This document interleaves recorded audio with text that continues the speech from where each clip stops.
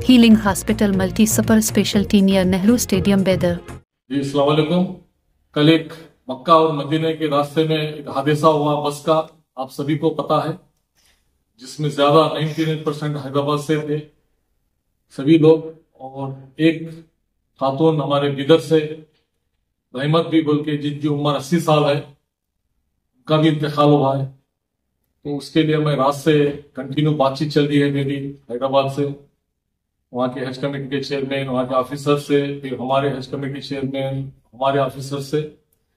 तो मेन ये था कि वहाँ पे पहुंचने के लिए उनके बेटे हो या कोई खानदान का फर्ज, तो उनमें सेलेक्ट किए हैं उनके पोतरे के लिए, क्योंकि उनके पोतरे के पास पासपोर्ट था।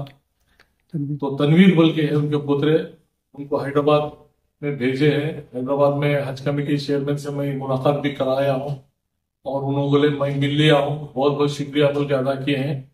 और उनका शाम का फ्लाइट का टिकट भी बुक हुआ है, तो वो आज शाम में जा रहे हैं। हैदराबाद से भी कई लोग वहां पे पहुंच रहे हैं, और वहां पहुंचने के बाद में डिटेल वो बताएंगे।